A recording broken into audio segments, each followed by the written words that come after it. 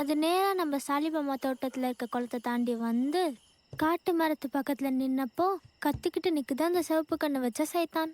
சைத்தான் நெருப்பு அப்படியே கக்குச்சு. ஃபாத்து வீட்டுக்கு வர வேண்டிய கரண்ட் அங்கேயே செத்துருச்சு. கரண்ட் சுனி அங்கிள் வீட்டுக்கு திரும்பி வரலான்னு பார்த்தப்போ அங்க ஒரு சைத்தான் வந்து நிக்குது. மா, கரண்ட் சைத்தான் பண்ண வேலையால தான் நம்ம எல்லாருக்கும் நிக்குதுன்னு பாட்டி அம்மா சொன்னாங்களே. அப்படி வச்சுக்கிட்டா எத்தனை சைத்தான் சேர்ந்தா இங்க இருக்க மொத்த வீட்டுக்கும் கரண்ட் போகும்? கரண்ட் போனா ஜின்னு வரும்னு பாட்டி அம்மா சொன்னாங்க. நீங்க இது வரைக்கும் ஜின்னு பாத்திருக்கீங்களா? அவங்க வெள்ளை சட்டை போட்டிருப்பாங்களாமே. அவங்க எதுக்காக வெள்ளை சட்டை போட்டிருக்காங்க பாட்டி? கருப்பு சட்டை போட்டிருக்கலாமே. அப்பதானே இருட்டுல பார்க்க முடியாது. என் செல்ல குட்டி ஃபாத்து, ஒரு 2 நிமிஷமாவது நீ வாயை மூடிட்டு சும்மா இருக்கியா? ஆமா, 8வது மாசம் அம்மான்னு கத்துனதுல இருந்து இந்த தொல்லை ஆரம்பிச்சது. இது வரைக்கும் நீ வாயை மூடவே இல்ல. ஐயோ கடவுளே, இதுக்கு நீ எனக்கு ஊமை புள்ளையாவே கொடுத்துருக்கலாம்.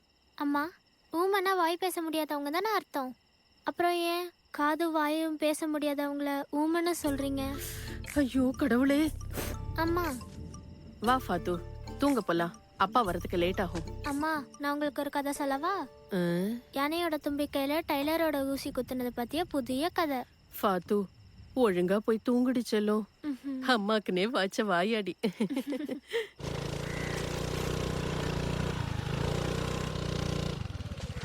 முனீர், நீ ஃபுட்பால் பாரு, கிளப்புக்கு போ, அங்கேயே படுத்து தூங்கு, என்ன வேணாலும் செய். ஆனா ஃபாத்து ஸ்கூல் டைம் மட்டும் நேரத்துக்கு வந்துரு என்ன?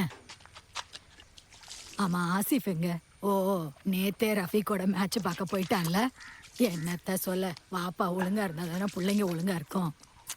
கொஞ்சம் நிறுத்துறீங்களா? எனக்கு ஒர்க் ஷாப்ல எவ்வளவு வேலை இருக்குன்னு உங்களுக்கு தெரியுமா? அவ என்ன ஐஏஎஸ் படிக்கிறா? அவளை இங்கேயே பக்கத்துல எங்கேயாவது ஸ்கூல்ல போடலான்னு சொன்னப்ப நீங்க தானே இங்கிலீஷ் மீடியம் படிக்கட்டுன்னு டவுனுக்கு அனுப்ப சொன்னீங்க. அவங்க பஸ் கூட இங்க வர மாட்டேங்குது. ஆமாடா, நான் தான் அவளை இங்கிலீஷ் மீடியத்துல படிக்க சொன்னேன். அப்போ என் வாப்பா நான் பசங்களுக்கெல்லாம் லவ் லெட்டர் எழுதுறேன்னு நினைச்சுக்கிட்டு என் படிப்பே நிறுத்திட்டாரு. அவளும் எழுத மாட்டான்னு என்ன நிச்சயம்? எழுதட்டும்டா. ஆம்பளைங்களுக்கு லவ் லெட்டர் எழுதாத பொண்ணுங்களும் பொண்ணுங்க பின்னாடி சுத்தாத ஆம்பளை பசங்களும் இல்லாம வேற என்ன நல்ல விஷயம் இருக்கு இங்க?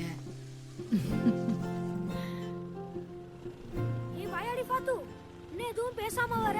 நீ வாயாடி பாத்து. டேய் போடா. மாத்தி மாமா, என்ன மீன் இது? என்ன விலை? என்ன மீன் வேணும் உனக்கு? உனக்கு விலை சொல்லணுமா? வீட்டுக்கு கொஞ்சம் கொடுத்து அனுப்பு. சரி. ஒர்க் ஷாப்ல வந்து காசு வாங்கி. சரிங்க ஐயா. எத்தனை சின்ன மீன் வரிசையா எடுத்து வச்சா பெரிய மீன் வரும் தெரியுமா மாத்தி மாமா? படைச்சவனுக்கு தான் தெரியும். என்ன குழப்பாத குட்டியம்மா. ஆசிஃப் மாமா வந்துட்டாரா அமினா ஆண்டி? நேத்து ராத்திரி தாண்டி வந்தாரு. ஓ சரி. உனக்கு இந்த ஊர்ல எல்லாத்தையுமே தெரியுதே. அவர் ஏண்டி மத்தி மாமான்னு கூப்பிடுற? என்ன மத்தி மீன் விக்கிறவரை மத்தி மாமான்னு கூப்பிடாம வேற என்ன கூப்பிடுறது?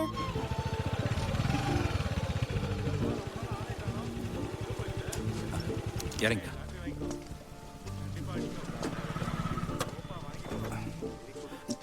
பஷீர், எங்க பஸ் வந்துருச்சா? இல்ல. டேய் பஷீர், நானும் இன்னைக்கு சாயந்தரம் உங்க கூட ஃபுட்பால் விளையாட வரவா? நேத்து சாயந்தரம் எவ்வளவு பேர் விளையாடுனீங்க? ஆனா நீ நேத்துக்கு வரலையே. இன்னைக்கு வர. நீ வாயை மூடிட்டு இருந்தாதான் எல்லாரும் உன்னை விளையாட்டுல சேர்த்துப்பாங்கன்னு சொன்னாங்க. ஏய், விளையாடுறது கூட விட்டுருவா, ஆனா வாய் பேசுறது அது மட்டும் வாய்ப்பே இல்ல. போடா.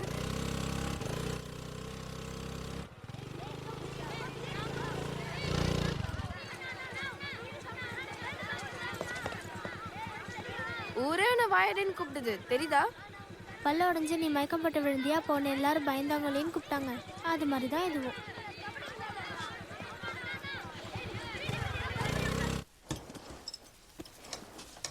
இப்ப ஸ்டார்ட் பண்ணுங்க. ஸ்டார்ட் பண்ணி பாரு. எவ்வளவு ஆச்சு? அது வாப்பா கிட்ட பேசிக்கோங்க. வாப்பா, உன் பையன் கலக்குறான். சீக்கிரமே வேலையை முடிச்சிட்டான். இதுதான் கையில ஏதோ மந்திரம் இருக்குன்னு சொல்லுவாங்க போல. அதெல்லாம் சரிதான். ஆனா அவன் என்ன மாதிரி மெக்கானிக் ஆகக்கூடாது. இந்த வேலையை கத்துக்கிட்டு பிசினஸ் ஆரம்பிக்கணும்னு சொல்றான். பிசினஸ் ஆரம்பிக்கணும்னா பணம் வேணாமா? இப்ப எங்களுக்கு உதவி செய்யறதுக்கே யாரும் இல்ல. நானும் வெளிநாடு போய் 12 வருஷம் கிட்ட ஆயிடுச்சு. திரும்ப போலான்னு பார்த்தாலும் முடிய மாட்டேங்குது. எங்க ஓபன் பண்ணி காட்டு. எப்படி இருக்கு? நல்லா இருக்கு. அண்டர் 14 தானே? இல்ல, எனக்கு போன மாசத்துல இருந்து 5 வயசு ஆயிடுச்சு. அண்டர் 15 போட்டுரு. நல்ல வேலை, நான் அண்டர் 14 போட போனேன். அண்டர் 15 ஆக்கிடு. ஓகே.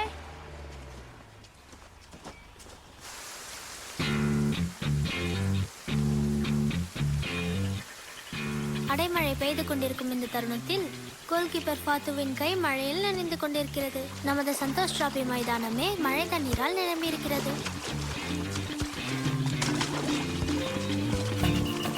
தண்ணீர் நிரம்பி அந்த மைதானத்தில் பஷீர் அளித்த பந்தை சலீம் லாவகமாக எடுத்து ஓடிக்கொண்டிருக்கிறான்.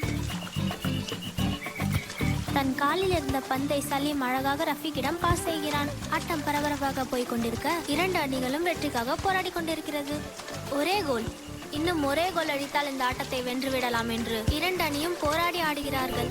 ரஃபீக் காலில் இருந்த பந்து அஜ்மல் பிடுங்கி சென்று கொண்டிருக்கிறான். இதோ பந்தை எடுத்துக்கொண்டு கோல் கீப்பர் ஃபாத்துவின் அருகே வந்து கொண்டிருக்கிறான். காலே உடைந்தாலும் கோலை விட மாட்டேன் என்று ஃபாத்திமா நூர்ஜஹான் அஜ்மல் பந்தோடு வருவதை உறுதியாக பார்த்து கொண்டிருக்கிறான்.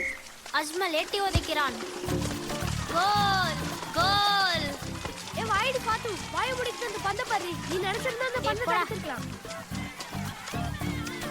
பஷீர் காலில் இருந்து பறிக்கப்பட்ட அந்த பந்து ஆகாயத்தில் பறந்து கொண்டிருக்கிறது.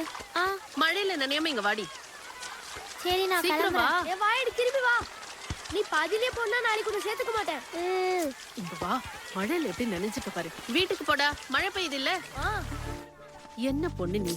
பக்கத்து வீட்டு பொண்ணு ரேனாவோட விளையாடலாம்ல. கேக்குதா?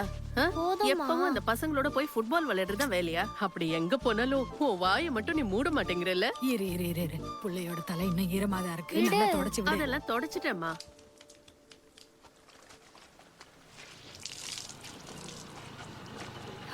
தோ வந்துட்டாரு நல்லா மழையில நனைஞ்சுக்கிட்டு.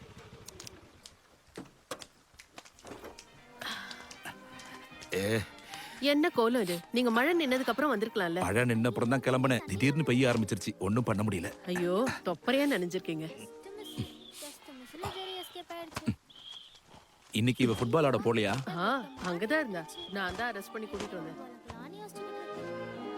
நம்ம பாட்டி தூங்கும் போது கொரட்டை விடுற மாதிரியே இந்த ஜெரியும் கொரட்டை விடுதுல்ல. ஜெரி தூக்கத்துல தன்னோட தலகாணிய அட்ஜஸ்ட் பண்ணிக்கிச்சு. ஐயோ வந்துருச்சு வந்துருச்சு, டாம் வந்துருச்சு.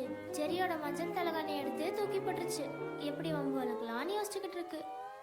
ஐயோ அந்த பெட்டை வேகமா ஆட்டி விட்டுருச்சு. ஜெரி அந்த பக்கமா வலிக்கிட்டு போயிட்டு இருந்துச்சு. காட்டு பனை மரத்துல பஷீர் வலுக்குன மாதிரியே வலிக்கிட்டு போச்சு.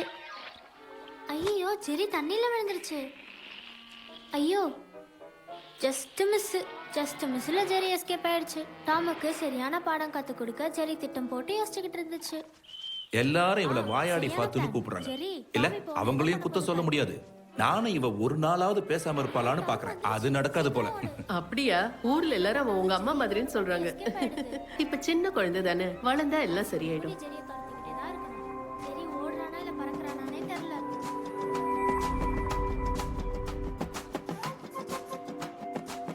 அட கடவுளே, ராக்கெட்டோட துப்பாக்கி முன்னாடி எல்லாரும் கீழே விழுந்து செத்தா எவ்வளவு நல்லா இருக்கும். ஆமே. பரவாயில்ல பரவாயில்ல. இன்னும் தாரோட ஆட்டத்தை யாரும் பார்க்கல. சண்டைக்கு நடுவுல என்னடா காமெடி பண்ணிட்டு இருக்கீங்க? ஏதாச்சும் செஞ்சு தொலைங்களேன். போங்கடா. என்ன கொடுமைடா. கேப்டன் அமெரிக்காவோட பழைய சூட்டும் போயிடுச்சு. ஓகே பரவாயில்ல. அவரு என்ன சூட் போட்டாலும் செம்மையா தான் இருப்பாரு. நம்ம பிளாக் பேந்தர் வந்துட்டாருல, இனிமே டென்ஷன் இருக்காது. இல்லைன்னா டென்ஷன்ல எனக்கு மூச்சே நின்னு இருக்கும்.